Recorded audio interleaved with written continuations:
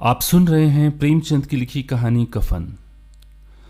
झोपड़े के द्वार पर बाप और बेटा दोनों एक बुझे हुए अलाव के सामने चुपचाप बैठे हुए हैं और अंदर बेटे की जवान बीवी बुधिया प्रसव वेदना में पछाड़ खा रही थी। रह रह कर उसके मुंह से ऐसी दिल हिला देने वाली आवाज निकलती थी कि दोनों कलेजा थाम लेते थे। जाड़ों की रात थी, प्रकृति सन्नाटे में डूबी हुई, सारा गांव अंधकार में लय हो गया था। घीसू ने कहा, मालूम होता है बचेगी नहीं, सारा दिन दौड़ते हो गया, जा देख तो आ। माधव चिढ़कर बोला, मरना ही है तो जल्दी मर क्यों नहीं जाती, देख कर क्या करूं। तू बड़ा बेदर्द है बे, साल भर जिसके साथ सुख चैन से रहा उसके साथ इतनी बेवफाई, तो मुझसे तो उसका तड़पना और हाथ पांव पटकना नहीं देखा जाता। चमारों का कुनबा था और सारे गांव में बदनाम। घिसू एक दिन काम करता तो 3 दिन आराम। माधव इतना कामचोर था कि आधा घंटे काम करता तो घंटे भर चिलम पीता, इसलिए उन्हें कहीं मजदूरी नहीं मिलती थी। घर में मुट्ठी भर भी अनाज मौजूद हो तो उनके लिए काम करने की कसम थी। जब 2-4 फाके हो जाते तो घिसू पेड़ पर चढ़कर लकड़ियां तोड़ लाता और माधव बाजार बेच कर आता, और जब तक वो पैसे रहते दोनों इधर उधर मारे मारे फिरते थे। जब फाके की नौबत आ जाती तो फिर लकड़ियां तोड़ते या मजदूरी तलाशा करते।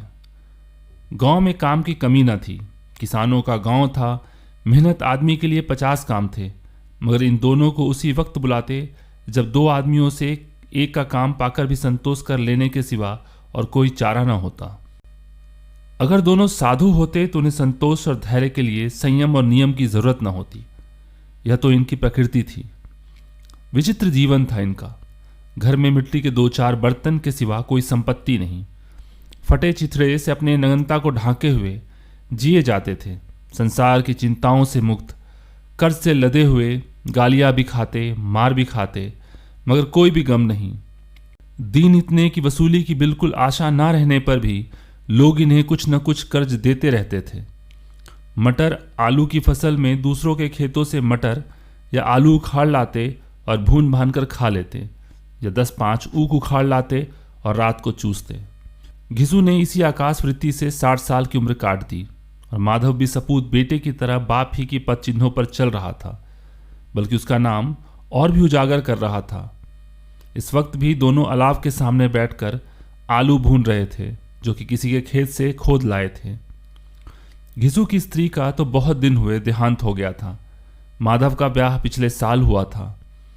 जब से यह औरत आई थी उसने इस खानदान में व्यवस्था की नींव डाली थी और इन दोनों बेगैरतों को दोजक भरती रहती थी। जब से वह आई यह दोनों और भी आराम तलब हो गए, बल्कि कुछ अकड़ने भी लगे थे। कोई कार्य करने को बुलाता तो निर्व्याज भाव से दूनी मजदूरी मांगते। वही औरत आज प्रसव वेदना से मर रही थी और यह दोनों शायद इसी इंतजार में थे कि वह मर जाए तो आराम से सोए। घिसू ने आलू निकालकर छिलते हुए कहा, जाकर देख तो क्या दशा है उसकी। चुड़ैल का फिसाद होगा और क्या, यहां तो ओझा भी 1 रुपया मांगता है। माधव को भय था कि वह कोठरी में गया तो घिसू आलूओं का बड़ा भाग साफ कर देगा। बोला, मुझे वहां जाते डर लगता है। किस बात का? डर किस बात का है, मैं तो यहीं हूं।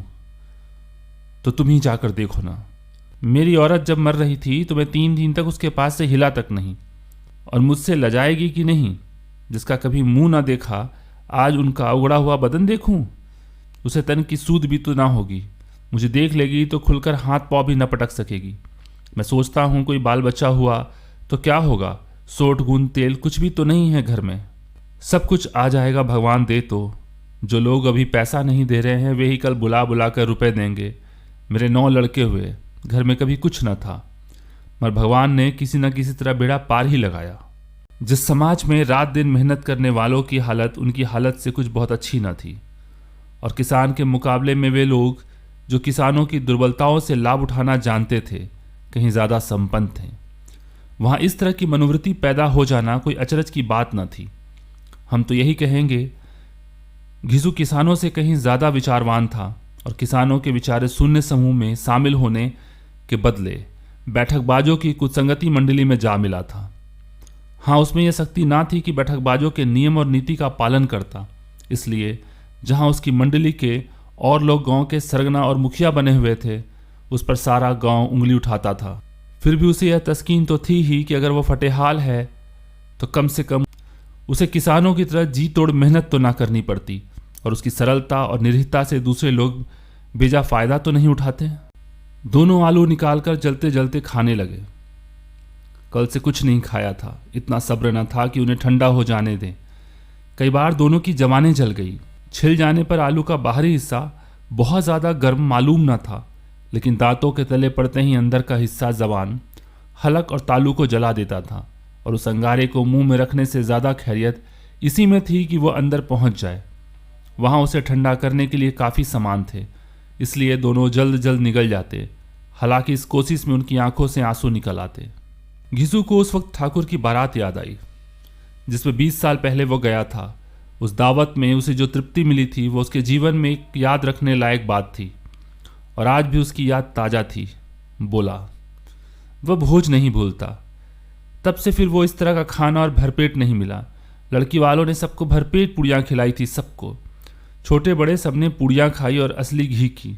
चटनी, रायता, 3-4 सूखे साग, एक रसेदार तरकारी, दही, चटनी, रायता। अब क्या बताऊं कि उस भोज में क्या स्वाद मिला। कोई रोक टोक नहीं थी, जो चीज़ चाहो मांगो, जितना चाहो खाओ। लोगों ने ऐसा खाया किसी से पानी न पिया गया, मगर परोसने वाले की पत्तल में गरम गरम गोल गोल सुवासित कचौड़ियाँ डाल देते। मना करते हैं कि नहीं चाहिए, पत्तल पर हाथ से रोके हुए हैं, मगर वह है कि दिए जाते। और जब सबने मुंह धो लिया तो पान इलायची भी मिली थी, मगर मुझे पान लेने की कहाँ सुध थी।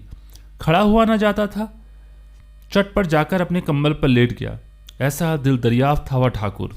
माधव ने इन पदार्थों का मन ही मन मजा लेते हुए कहा, अब हमें कोई ऐसा भोज नहीं खिलाता। अब कोई क्या खिलाएगा। वह जमाना दूसरा था। अब तो सबको किफ़ायती सूझती है। शादी ब्याह में मत खर्च करो, क्रियाकर्म में मत खर्च करो। पूछो, गरीबों का माल बटोर बटोर कर कहाँ रखोगे। बटोरने में तो कमी नहीं है, हाँ खर्च में किफ़ायत सूझती है। तुमने एक 20 पुड़िया खाई होगी, 20 से ज़्यादा खाई थी। मैं 50 खा जाता, 50 से कम मैंने ना खाई होगी। अच्छा पट्टा था, तू तो मेरा आधा भी नहीं है। आलू खाकर दोनों ने पानी पिया, और वहीं अलाव के सामने अपनी धोतियां ओढ़कर पांव पेट में डाले सो रहे हैं, जैसे दो बड़े बड़े अजगर गेंडुलियां मारे पड़े हों, और बुधिया अभी तक कराह रही थी। सवेरे माधव ने कोठरी में जाकर देखा तो उसकी स्त्री ठंडी हो गई थी। उसके मुंह पर मक्खियां भिनक रही थी, पथराई हुई आंखें ऊपर टंगी हुई थी, सारी देह धूल से लथपथ हो रही थी। उसके पेट में बच्चा मर गया था। माधव भागा हुआ घिसू के पास आया। फिर दोनों जोर जोर से हाय हाय करने लगे और छाती पीटने लगे। पड़ोस वालों ने यह रोना धोना सुना तो दौड़े हुए आए।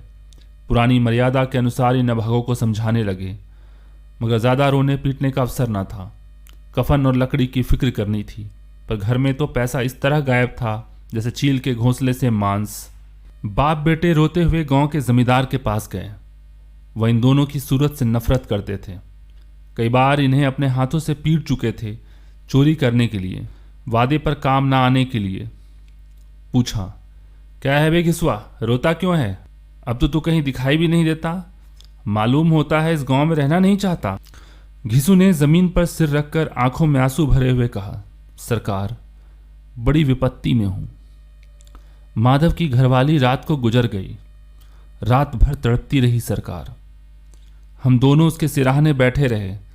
दवा दारू जो कुछ हो सका सब कुछ किया, मुदा वो हमें दगा दे गई। अब कोई एक रोटी देने वाला भी न रहा मालिक। तबाह हो गए, घर उजड़ गया। आपका गुलाम हूं। अब आपके सिवा कौन उसकी मिट्टी उठेगी? आपके सिवा किसके द्वार पर जाऊं? जमींदार साहब दयालु थे, मगर घिसू पर दया करना काले कंबल पर रंग चढ़ाना था। जी में तो आया कह दे चल दूर यहां से। यूं तो बुलाने पे भी नहीं आता, आज जब गरज पड़ी तो आकर खुशामद कर रहा है।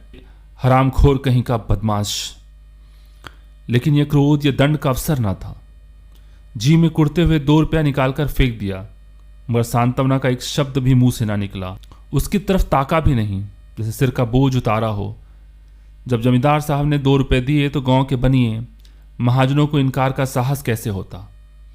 घिसू जमींदार के नाम का ढिंढोरा भी पीटना खूब जानता था। किसी ने 2 आने दिए, किसी ने 4 आने। 1 घंटे में घिसू के 5 रुपए की अच्छी रकम जमा हो गई। कहीं से अनाज मिला, कहीं से लकड़ी, और दोपहर को घिसू और माधव बाजार से कफन लाने चले। इधर लोग बांस काटने लगे। गांव की नरम दिल स्त्रियां आकर लाश को देखती थी और उसकी बेकसी पर 2 बूंद आंसू गिराकर चली जाती थी। कैसा बुरा रिवाज है कि जिसे जीते जी तन ढांकने को चिथड़ा भी ना मिला, उसे मरने पर कफन चाहिए। कफन लाश के साथ जल ही तो जाता है, और क्या रखा रहता है। यही 5 रुपए पहले मिलते तो कुछ दवा दारू कर लेते। दोनों एक दूसरे के मन की बात ताड़ रहे थे। बाजार में इधर उधर घूमते रहे, कभी इस बाजार की दुकान पर, कभी उस दुकान पर। तरह तरह के कपड़े, रेशमी और सूती देखे, मगर कुछ न जचा। यहाँ तक कि शाम हो गई। तब दोनों न जाने कैसी देवी प्रेरणा से एक मधुशाला के सामने जा पहुंचे, जैसे किसी पूर्व निश्चित योजना के अंदर चले गए। वहां जरा देर तक दोनों असमंजस में खड़े रहे।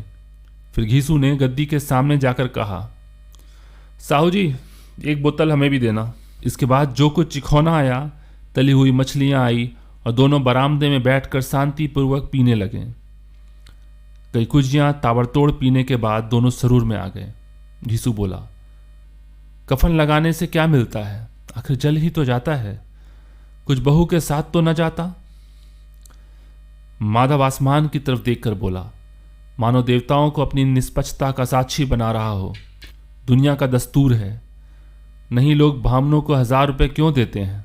कौन देखता है परलोक में मिलता है या नहीं? बड़े आदमियों के पास धन है, चाहे फूके। हमारे पास फूकने को क्या है? लेकिन लोगों को जवाब क्या दोगे? लोग पूछेंगे नहीं कफन कहाँ है? घिसू हंसा, अबे कह देंगे रुपए कमर में खिसक गए, बहुत ढूंढा मिले ही नहीं। लोगों को विश्वास तो ना आएगा, लेकिन फिर वही रुपए देंगे। माधव भी हंसा। इस अनपेक्षित सौभाग्य पर बोला, बड़ी अच्छी थी बेचारी, मरी भी तो खूब खिला पिलाकर, अभी बोतल से ज्यादा उड़ गई। घिसू ने 2 सेर पूरियां मंगाई, चटनी, अचार, कलेजियां। शराब खाने के सामने ही दुकान थी। माधव लपक कर 2 पत्तों में सारा सामान ले आया। पूरा 1.5 रुपया और खर्च हो गया। सिर्फ थोड़े से पैसे बच रहे हैं। दोनों इस वक्त सांझ से बैठे हुए पूरियां खा रहे थे, जैसे जंगल में कोई शेर अपना शिकार उड़ा रहा हो। ना जवाबदेही का खौफ था, ना बदनामी की फिक्र। इन भावनाओं को उन्होंने बहुत पहले ही जीत लिया था। घिसू दार्शनिक भाव से बोला, हमारी आत्मा प्रसन्न हो रही है तो क्या उसे पुण्य ना होगा?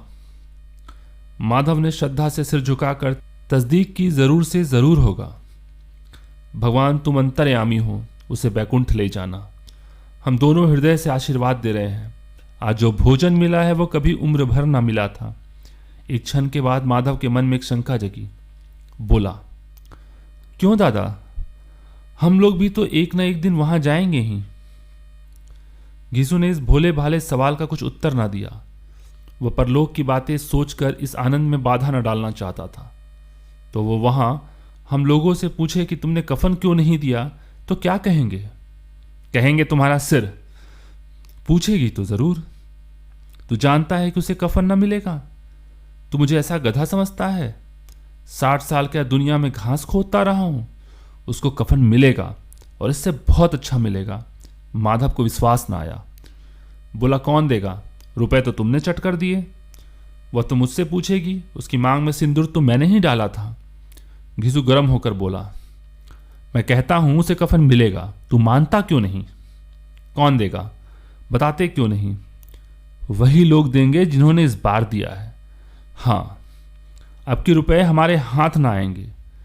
ज्यों ज्यों अंधेरा बढ़ता रहा और सितारों की चमक तेज होती थी, मधुशाला की रौनक भी बढ़ती जाती थी।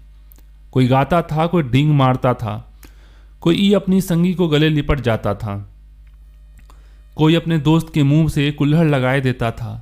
वहां के वातावरण में सरूर था, हवा में नशा।